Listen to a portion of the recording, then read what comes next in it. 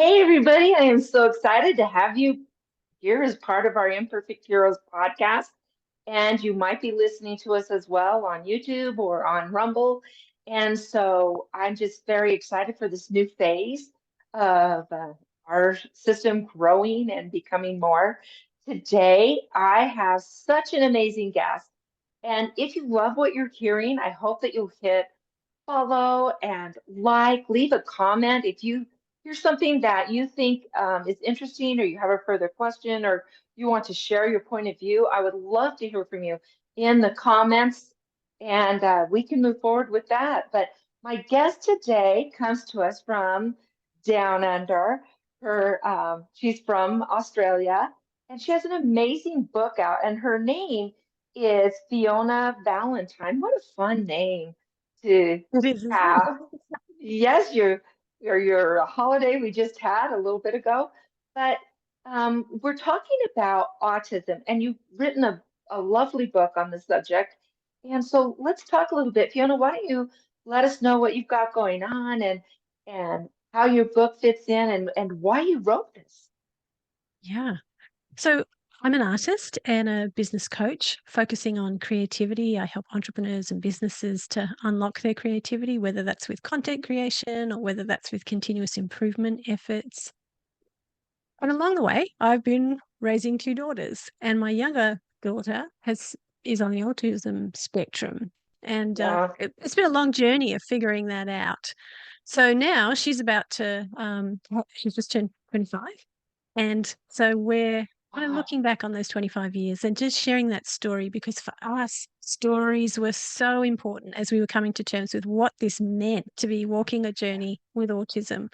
So our book, Tiny Wings, is really just sharing, look, this is what it was like for us. Perhaps this story is helpful to you in your journey, just as other stories were really, really helpful for us. I so appreciate that you were willing to share your story. You know, we've talked a few days ago, we've talked just before we started this, and I shared with you that and in teaching, I've had several students that were on the spectrum, some fairly significantly and others very high functioning. It's interesting how in autism, you hear autism, and I think people tend to think of the worst of it, you know, the deeply involved students who really have a lot of big struggles. But the truth is, the majority of people who have autism are somewhere in that mid range or in that high functioning range. And so, you child could be anywhere in between there. And you don't get a set of instructions on the front end saying, this is exactly where your child's at. It's such a journey of discovery. And as you said, there are Yeah. so many variations that it can be really challenging to work out what is the specific set of challenges and abilities that your child has and how can you develop them. Yeah, for sure. And I think too, in my experience, at least when they're in the mid range or in the high functioning range, you get to see a piece of them that they are just a genius at, that they really latch on to and love and do very well at. And in fact, you know, the richest man in the world is on the autism spectrum, right? And so it doesn't mean that they're going to fail or that they're, you know, going to be a burden on society or on the family. It just means, at least for me, it means, oh, we're taking a different route. Exactly. Yeah. And I feel like I was slow to come to that perspective. And I remember a very clear aha moment that we describe in the book, hearing a lecture on looking at the potential of your child, not forgetting to look at their strengths, their interests, Mhm. go with what comes easy, and not be afraid to take a different path. To look at those abilities and try to develop them and look at the relationships that you have. Who would be open to working with your child, giving them some work experience or befriending them or just giving them some opportunities to slowly put into practice those skills. And that pivotal moment for me made me realize I'd become so focused on advocating for all of the problems we were dealing with I'd completely forgotten my natural tendency to be future oriented and to look at possibility. Yeah. It was a real flip for me to go, okay, what comes easy? What works well? What do we love? What's easy for her? And for us, it's books, books all the way. And so books just Mm. became a huge part of us directing and growing and, yeah, part of our story. What a great thing. And I love that you found it, and it does sometimes take time. And as with typical, I don't know if there's really such a thing as a typical kid Yeah. fully, but as with all children, those interests may kind of wane and change a little bit, but you're going to find that as you follow that path of what they become interested in, there's going to be a common denominator within all of those subjects. And it's just how they're relating what they do well to whatever that subject is. And so I am excited when we get to see kids that are, into space, and then maybe they're into uh, the oceans. And I've had students that were on the spectrum that could tell you at age 5 um, every layer of the ocean, animals that lived within each zone. They love the abyss usually. Most kids do anyway, but they seem to go deeper into Yes. that knowledge and that understanding. Um, and so your Yeah. daughter with books, how did that manifest? She was reading. Well, first, it manifested when she was really little because reading books out loud for me was the easy way to parent. Like I'd grown up, we played games in our family. My dad loved that. My was the youngest of 7, by the way. I know you're the oldest of 7. Love that number 7. Yeah. And for mum and I, reading was always our thing. And for dad, my sister Jo, it was playing games. So with my kids, reading out loud was natural. That was what came easy to me. And Michaela Mm. loved to sit and listen. She'd snuggle close. She wouldn't really say anything, um, but she just enjoyed doing that. And it was a low stress way for us to do something together. And then I was worried that she would find it hard to learn to read. But at the time, we were homeschooling. So she listened to her older cousins and her sister go through kindergarten phonics and then grade 1 phonics. And so by the time she'd done it, she'd been through the phonics program. This is the 3rd time. And I think that really helped. But she took to reading like a duck to water. I was amazed. And so by the Wow. time she was 8 or 9, she was reading enormous books in a weekend.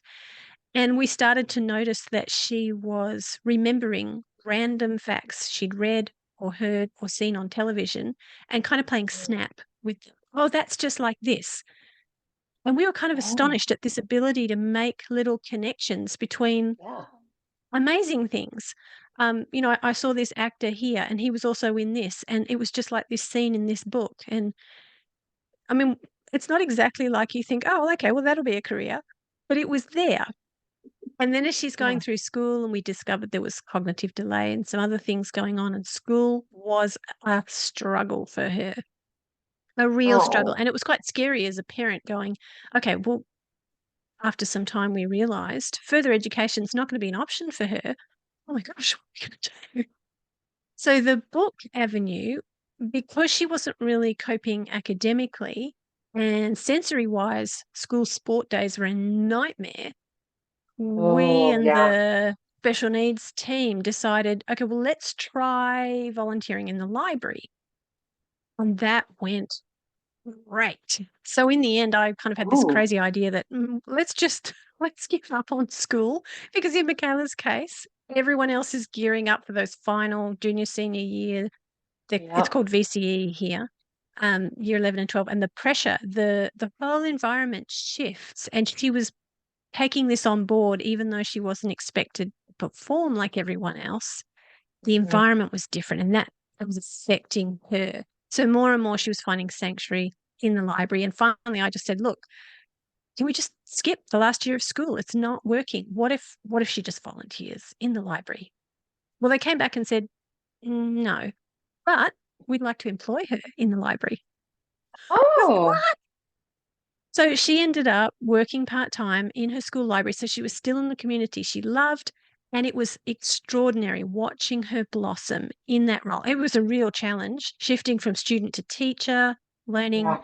how to be, both submissive to older staff in kind of the right way that you have to be when you're a learner, and you're able to take telling and correction and all of that stuff. That was a challenge, but also have a little bit of an authoritarian stance with the kids because you're staff now. You can't just act like a kid. You've got to act like staff. How do you do that when you're the youngest member of the Mhm. team? There's a huge adjustment. But along the way, we started to see these amazing things happen. One of probably the main, most beautiful one was she came up with this whole system called the 6-chapter challenge. She came up with a series of questions to get to know non-readers and what they want it to do. So, what do you like? Do you like playing sports? Do you like watching TV? Do you like reading? Or you could get kids to tell her the kind of sport they liked or the kind of TV shows they Uh-huh. liked and she'd think a bit more. And then she'd sort of reflect back to them, so, okay, so you like blah, blah, blah.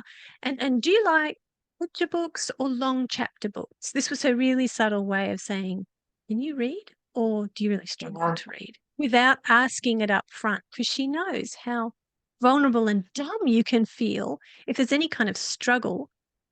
So she had these very gentle ways of getting through in this whole series of 6 questions that she would ask kids. And then because of her memory, she just knew the fiction catalogue at the back of her hand. And she could take kids right to a book that she remembered that she had read because she's a voracious reader. And she'd say, okay, try this. You got to try 6 chapters. And if you don't like it, bring it back and I'll find you something else. No sweat. And she knew by the time they got 6 chapters in, they'd probably be hooked. And she converted so many non readers to becoming readers. So it was beautiful to watch that blossom. What an amazing talent. And kudos to you and to the school for, Yeah. catching on to that. And instead of push and force and making that a thing that's just going to deplete their own vision of self-worth and Yeah. frustrate them. And when you're doing that kind of stuff, you're increasing the chances of meltdowns, of anxiety, of panic attacks, all those things that are very typical to kids who are on the spectrum. But you were able to find that and negotiate it, and the school was open to Oh, what it's such you, a terrific team of women at that oh, school. And the principal was so supportive right from when Michaela went to that school. She was at the end of her second year of high school, so when she transferred there. And the principal just saw her heart. And so he would come to the library in those later years and he would bring kids who were struggling, who also had an experience of bullying, and he would introduce them to Michaela just for a chance for her to tell them a little bit of her story. And because he knew she would just kind of take them under her wing, and it was a lovely mhm. thing. They were very supportive. Oh, how amazing. That just gives me goosebumps to Yeah. think about that lovely collaboration. You don't always get that. When she No. was younger, I'm wondering, um, because teachers are human and teachers have their own, touch points and their own triggers. And Yeah. so I think when they're really young, it's kind of harder because you're still negotiating the whole process. You're dealing with it emotionally yourself. You're wondering what's going on. You may or may not have a diagnosis yet. And so some teachers are just great with the spectrum, with that spectrum, and kids who might have some other learning disabilities or emotional, social challenges. And so, how how were you able to kind of connect with the teachers? And I'm sure she had some great ones and some not so great ones. How did you negotiate all of that? Well, to begin with, I realized there was no way she was going to function in a mainstream school. Unfortunately, we had Mhm. already decided to homeschool. We were already on that pathway with her older sister. My sister had 4 kids about the same time. We had twins when a few weeks after I had my firstborn. So we kind of had this little inbuilt package, and she had another baby Yeah. really soon after those twins. So we had our own little kindergarten already made. So it was lovely having that company. And so Michaela was child 5, I think, in that mix. And then Joe had a sixth, yeah, fourth for her, but sixth for our little bunch. So Mhm. Michaela didn't go to school until we didn't get a diagnosis until she was 9. I finally figured out what Mhm. was going on when she was 8. And then we got an official diagnosis the following year with the intention of her going to school. So she repeated the 5th grade deliberately so that academically she'd be more than prepared and she could focus on the social side of grade 5. Mhm. And for her, I felt that at that time she was far more ready. She could manage herself as a human in ways that she couldn't have beforehand. And just some of her sensory Mhm. things and her coordination things had come together a bit. So we didn't start dealing with teachers until I'd had quite a bit of experience under my belt with working with her. Uh, and because she learned to read early on, I felt like that was a big piece of the puzzle that often isn't there. Often reading is an extremely enormous struggle. And thankfully for her, it wasn't. But Mhm. I did have to do an enormous amount of advocating, communicating, trying to build a Mhm. relationship with teachers and support workers. In Australia, Yeah. we have quite a lot of support. So in primary school, Michaela was able to have an aide to help her. That wasn't the case in high school, but that helped. But even there, you've got your wins and your misses.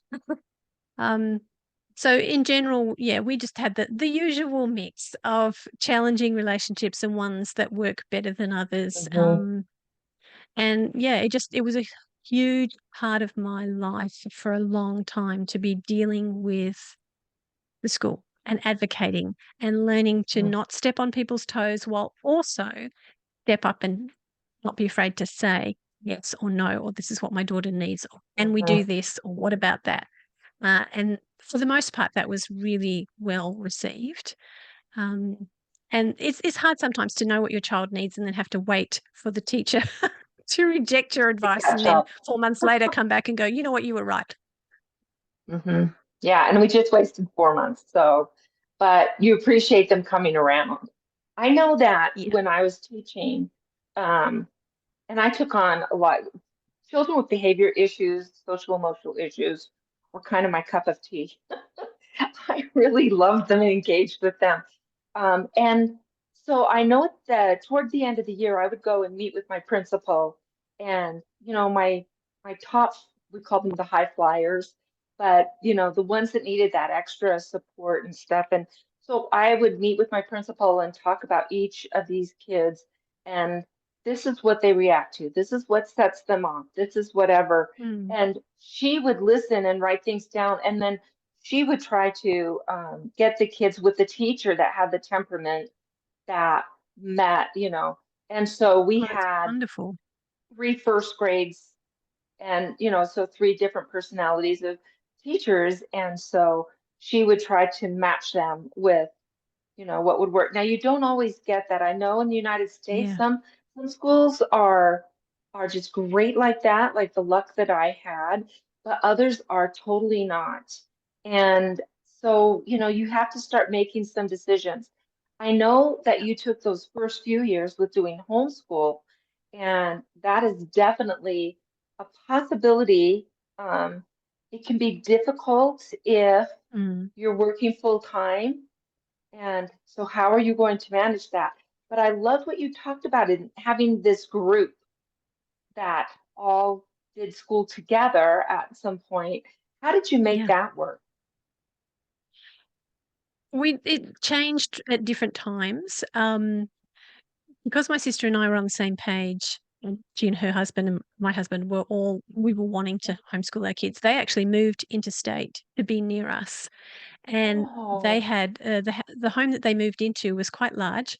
So the guys built little desks for the kids, and we set up like a little schoolroom in the bottom of her house. And so that first year when they were doing kindergarten, I would drive to her place, and we would spend most of our day together. And she and I both had a teaching background, which helped. I realized it does homeschooling is help. not for everybody, but Right. that our mum was a teacher. We'd grown up in small independent school environments. We've both been to Africa with our teaching kids to read. So Mm. for us, that was a really natural, good fit. I um, and it was wonderful. We really enjoyed it.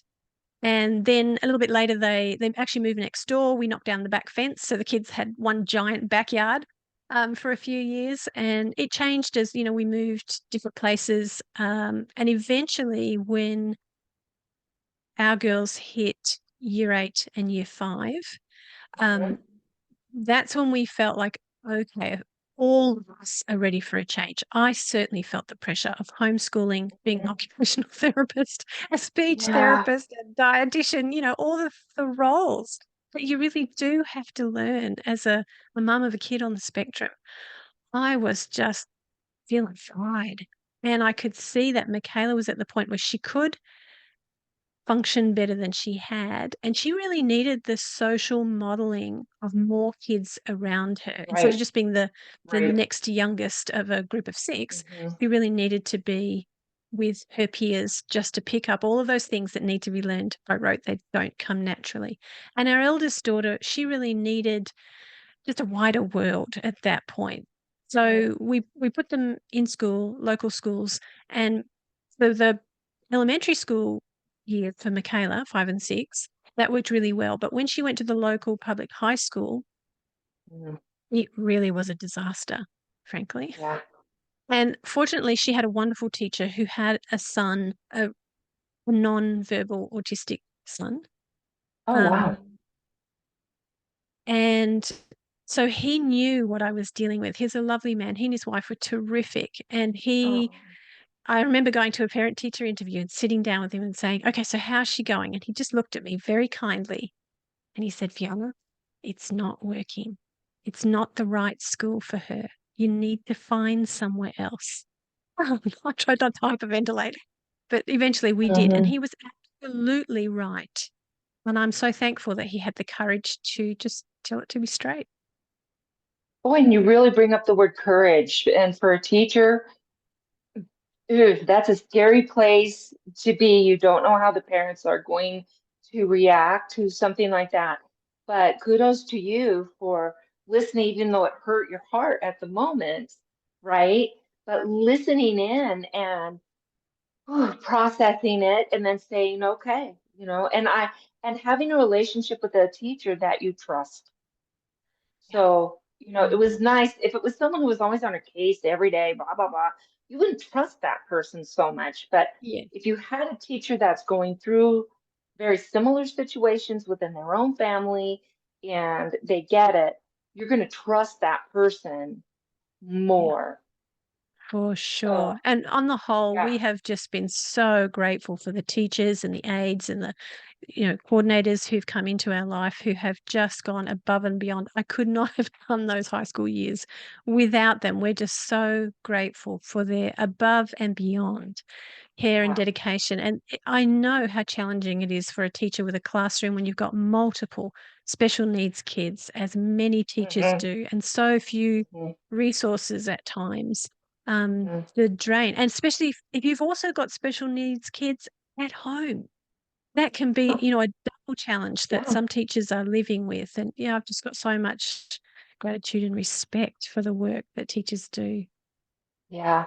I know. So in my case, and if some of our listeners or watchers now have been listening to me for very long, they know that my youngest son is severely ADHD. And in fact, we had a pediatric neurologist that was working with him, and he said that he had treated over 3,000 kids with ADHD, and he said, your son's probably in my top 5. He was Wow. like pretty involved. And trying to find the support and what was available and just hitting a wall with so many of his teachers, and so I totally understand that. I understand from the teacher's point of view, right? And there were times when I remember one year, yeah, I had 6 kids that were so violent and quick to be upset on various for various. They weren't all on the spectrum, but they all had different emotional disability. And I had an occupational therapist that came, she would come in just once a month. That's all I got her for an hour. Yeah. Wow. Yeah.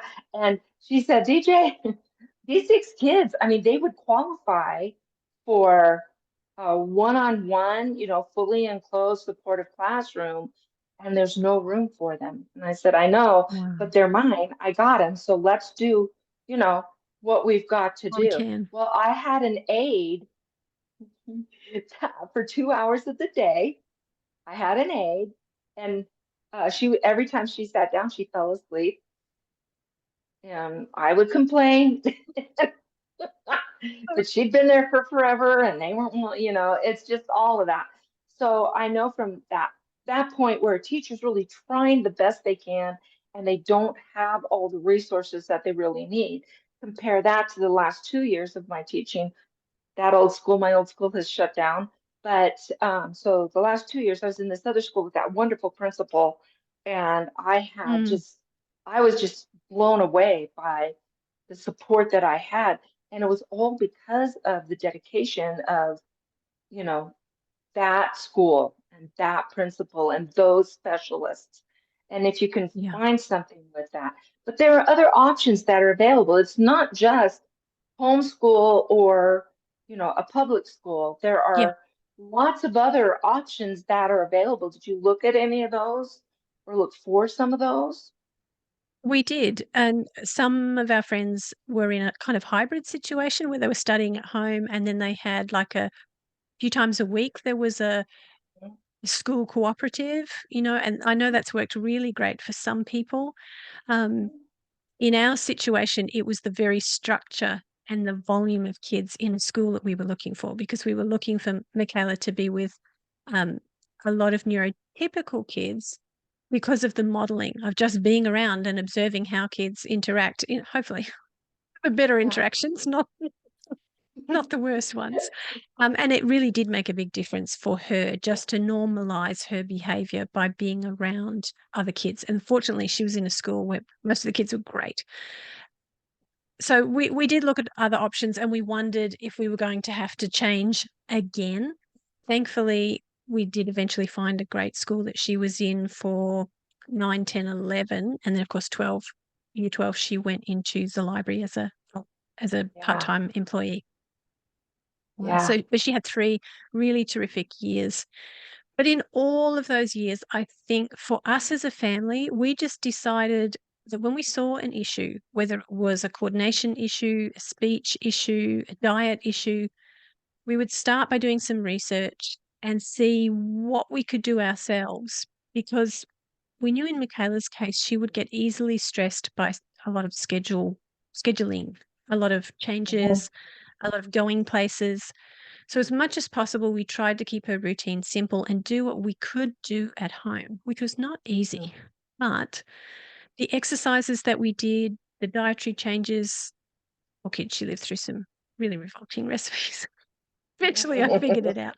Um, the even just trying with speech stuff, little things that we did at home, they really did make a difference. And over time, the cumulative effect of just those little interventions, like when she was about 14 and we decided, okay, let's learn some kitchen skills, she was literally shaking over turning the oven on, like panic attack, just turning the dial.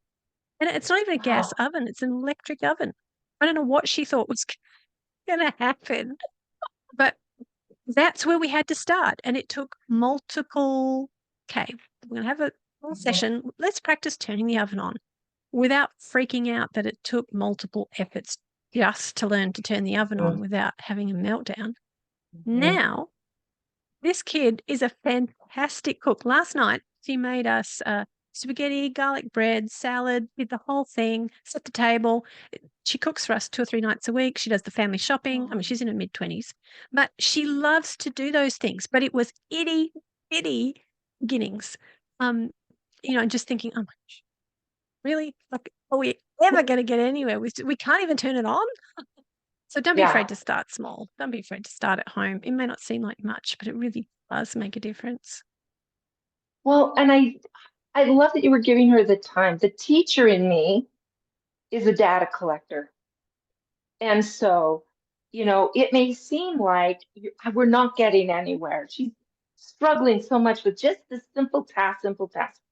But if you sat down and maybe, okay, it took her 5 minutes to get the courage to get this stove on, and then as you're kind of collecting data, you might notice, oh, it was 4.5 minutes this time. Now, if you weren't paying attention to that, you might not see that small, subtle 30 seconds of improvement. And yet that's a huge deal for her, for Michaela. And so Huge. keeping track, I think if you have a child that is freaking out over something and you're working with them, it doesn't matter what it is because they all have their own thing. But and you really do start collecting data on that. Just a little note here and there, have a thing.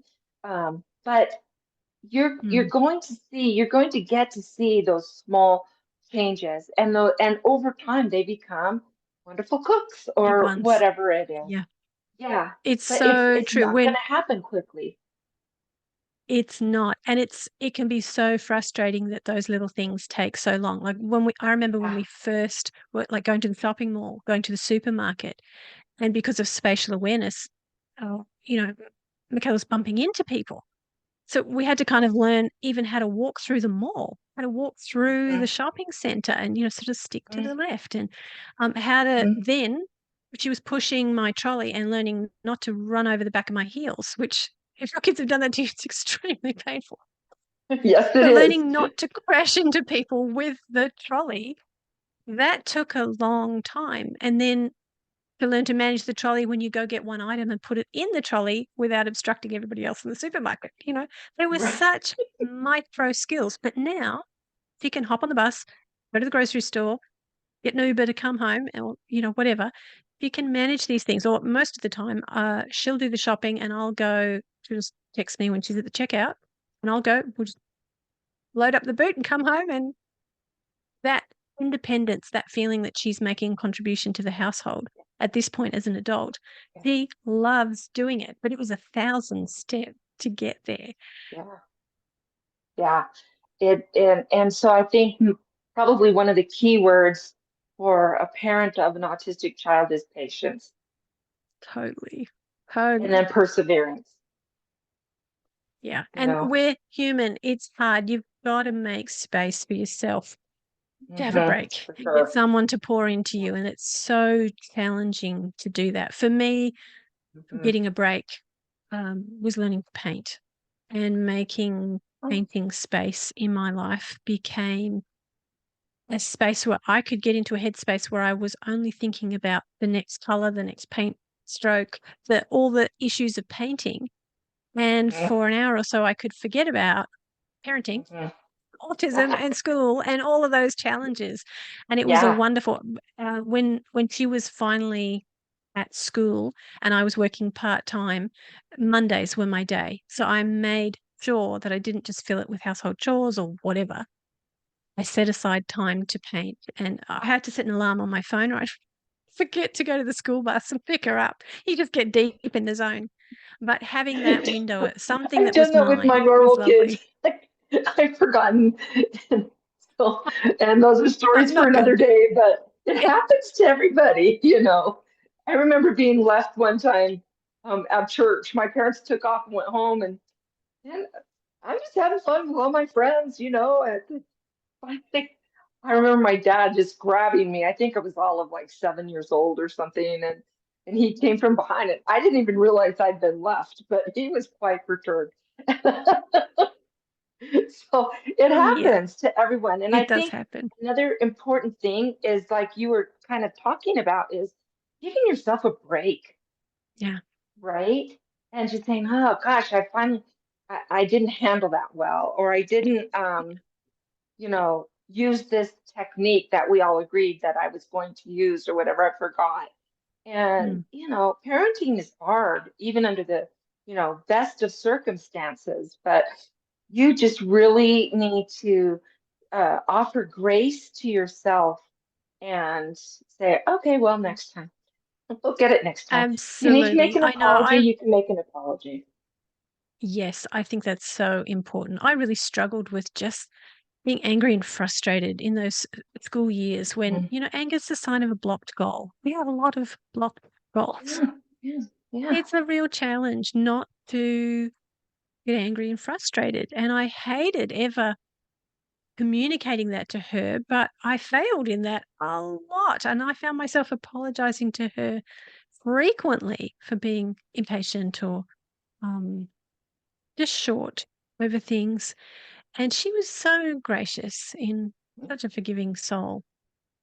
I think, yeah, just knowing that this is a hard thing, being patient with yourself. For me, faith has been a huge part of this whole journey. And I don't know how I would have made it without that trust in God and that confidence that He knows, He sees all of it and that He's at work with us in our kids, in ourselves. And as a believer in Jesus, knowing that His Spirit is living in me and just being able to trust Him for the fruit of the Spirit, the patience, the kindness, the joy when yeah, I do not have it in myself.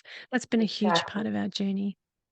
Well, and I think too, being aware of the spirit talking to you in certain moments, where maybe you would have gone one way, but you feel that spirit saying, Mm, try this, let's go this mhm, way. What I was mm, planning on this. Nope, go, and you'll yeah, find that when you listen to that, it goes better, you know, than if you'd for done your sure. insisted way. So I do believe that, and that's part of our whole thing with Imperfect Heroes is that faith is a big part. I've had guests that are, Muslim, Jewish, all, different congregations of Christian faiths and that's the one thing is just recognizing we truly are not alone. And if we will allow that to work within us and allow that grace to be there and those loving arms, to come around you. There have been times when I physically have felt those arms around me when I Yeah. desperately needed them. So good for you. I'm so glad that you're in on all of this. So talk to me a little bit more about your book. We've written it kind of memoir style, just Okay. going back and forth between my voice and Michaela's voice and just telling that story. For us, it was a battle from day one. I had a difficult pregnancy. I nearly died after Michaela was born. He was tiny. We knew something was wrong, but specialists couldn't tell us what was going on. So it was a confusing journey. And then there were a lot of other conditions, as there are for many people on the spectrum. By the time she was about 8, she started having seizures, which Oh we no. had never experienced in our lives. So that was completely Oh terrifying. geez, that's scary. Um, she's still on medication now. She did have a break for about 9 years, but then they came back. But we had never stumbled across the information that this is a really common condition for people on the spectrum, that the percentage of autistics who also have epilepsy is very high. The same with Mm, celiac disease. mm, Agonizing stomach pain led to finally going to a doctor and realizing she's celiac, as well as eczema, allergies, asthma, eyesight issues, coordination issues. There's a lot, and often you've got more than one thing going on. So we mhm, tried to tell that story uh, without shying away from the messy, ugly, scary bits. Mostly because, not because we were trying to write a sensational book, but because we feel like when you know you're not alone, that someone else mhm, has lived through this and survived, mhm, it can help. It helped us. And women writing about their experience with autism as an adult and mhm, reflecting on their teens as a parent was really empowering for me, raising a girl, having some kind of vision of how her challenges might mhm, manifest as she got older, really helped me to be a more discerning parent. So we felt like we love stories, they have helped us. So we're going to contribute our story and hope that it's helpful for someone else. Just real moments like being completely overwhelmed with parenting Michaela and getting into bed one night, just looking at my husband, exhausted. And he said, just remember, one day she's going to be 16. And I looked at him like he was nuts. Like I could not see it at that point. It just seemed Yeah, so yeah. far away, but just holding out that hope that he's going to grow up one way or the other. And Mhm. yeah, I hope that for someone who's deep in the trenches of having littles on the spectrum, maybe more than one, just to offer some hope and Mm, encouragement in someone else having been through the messy miles that you're going through and just say, hey, we see you and hang in there. yeah, for sure. You bring up with it maybe more than one. And I know you have two kids, right? Mm. And so they're not both on the spectrum, or are they? Well, that's an interesting question. During the process of Ooh. writing this book, my older daughter, who's a nurse, has discovered that she has ADHD and likely autism. And Mm, it stunned us because I knew what autism looked like for Michaela, and Katie is a completely different girl. yeah, She was right. really smart right from the get-go. She's always been kind of fashion conscious and image conscious. She's gorgeous. She's just socially very, she's always been quite extroverted. Mm, And yet there's also been an anxiety. She- She's smart, but there were times when she just really struggled to perform at school in ways that didn't make sense to me. mm, So as Kate's gone on this journey of self-exploration and gotten some, diagnosis and help, and we've been mhm. reading and researching together, we're realizing, wow, for the woman with a high IQ, there may be a glamorous, extroverted, social presentation that can be quite different than the experience Yeah, Michaela's had, where she doesn't really. She'd much rather be comfortable than care about what she looks like. And right. she's quite happy in her introverted book reading world. She loves people, but she'll take them in moderation. And she's never going to be, well, there are times when she's the life of the party, but it's not her usual go to way of operating.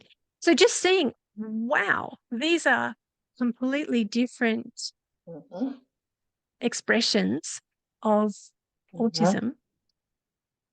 It's been fascinating. And it's Jennifer Cook's writing has been really helpful for me in understanding this package of the other kind of girl on the spectrum or with ADHD.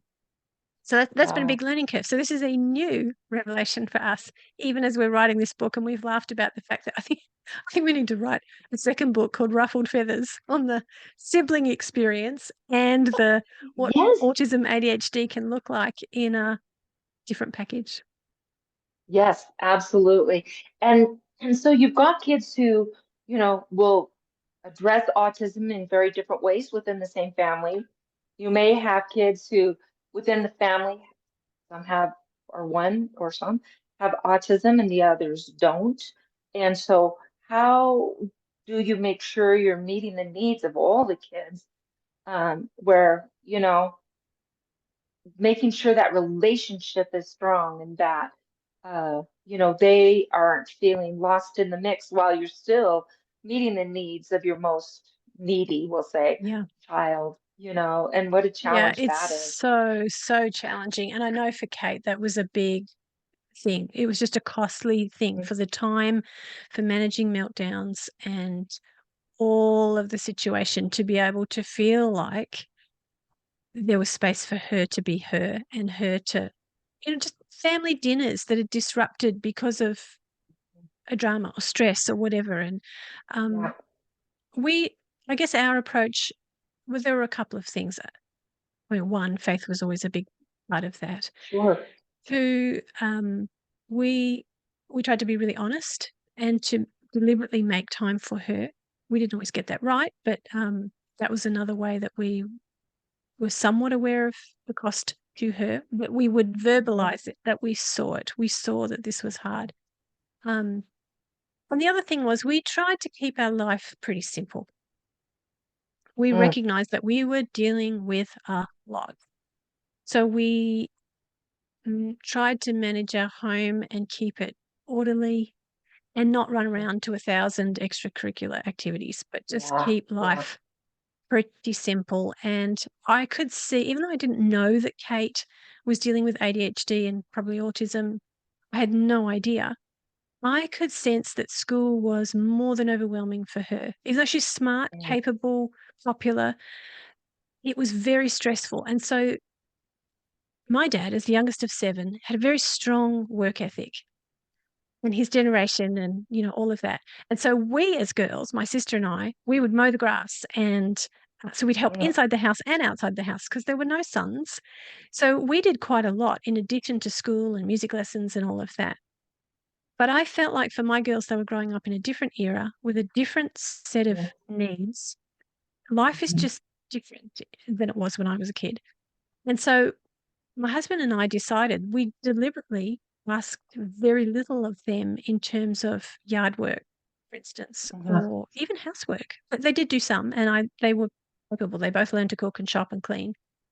But we tried to keep the chores almost non-existent. So they did help with cleanups and things like that, but we tried to be very careful as they got older and the school burden got heavy to make sure that Mhm. we expected them to work, but we explained that we were giving them the night off the cleanup or not asking them to help with yard work. We would do it because we saw Yes. the load that they were carrying in terms of homework, and that at this stage in their life, that's where we wanted to send their energy. And we were Yes. big believers in naps. For all of us, that just taking a nap or taking the afternoon off or chill time, we try to respect those times and not just remind our kids Yeah. of whatever they had to do every time we saw them, but to give them that Mhm. mental downtime and to, as a family, try to protect it for each other. So Mhm. that they were just some of our survival go-to techniques Yeah. as a family. Wow.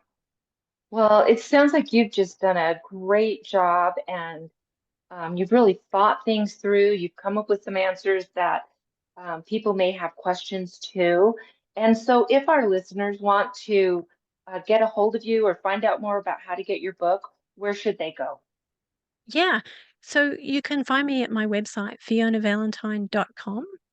And I'll have information there for the book, for my art programs and coaching services. It's all there. And you can also find me at Fiona Valentine Artist on Instagram. If you're or your kids are interested in the creative process, I've got lots of creative resources too. I run a Facebook group called The Confident Artist for those who are wanting to develop their creativity around art and painting and business of selling art as well. So those are 3 places that you can find me. Lovely. And so, we're going to make sure that we have all of that information in our show notes. And two, we want to hear your stories, listeners. We want to hear, um, maybe something we said today spurred a memory or a thought or a question. And we would love to hear from you and to see what's going on in your life and what's going on in your mind. And maybe it's not a child of yours that has autism, but maybe it's a classmate of one of your kids or a friend or a cousin or something. It seems like autism is so prevalent right now for whatever reason. I'm not sure what it is, but it's definitely becoming more and more common that, knowing how to approach it, whether it's in your nuclear family or whether it's, somewhere else out there, having that understanding and compassion and, and giving the parents of these kids, some grace and maybe a break Mm. sometimes Oh, too, yes. is something that's really thoughtful to do. So um, I always ask my guests the same question as we come to the end of our podcast, and that is, Fiona, how would you describe a successful parent? That's such a big question, isn't it? There's It so many ways is. we could answer this. For me, I think we already touched on the patience side of it. And I think if Mhm. you're, especially if you're dealing with special needs, a patient parent is a huge part of success. And for me, it's a faith thing too. I think that we're not just preparing our kids for this life, but we're preparing our kids for the life to come. I'm So with for you. me, being really familiar with the teaching of the Bible and the exclusive claims of Jesus Christ has been a huge part of my parenting because I feel responsible, not just to prepare them for their adult life, but for ever after life. So Yeah. for me, success is keeping an eye on eternity as well as their future here, and just being patient with myself when I mess up, and just asking God for that grace to be what they need, knowing I'll probably never get it all right, but Mhm. trying and being honest with them in the process of where I've messed up, and just reflecting back to them how I see their courage in dealing with whatever it is that they're dealing with, and just being trying to be present, even as they get into their adult years. Just be present in a phone call, or just to listen, to hold space for them. I think those are elements of being a successful parent. Wow. I think you are so right on all of those levels. So thank you so much for spending this time with us and giving us your insight. I really appreciate it, and I love your spirit and your demeanor. You just seem like a very calm and patient person, naturally, and so I know we all have our bad moments, but For I just sure. love what you exude. Oh, thank you, DJ. It's been so fun to talk with you. We have so many commonalities with being teachers, and just, loving the kindergarten experience, and just our parenting. Um, we're obviously both people.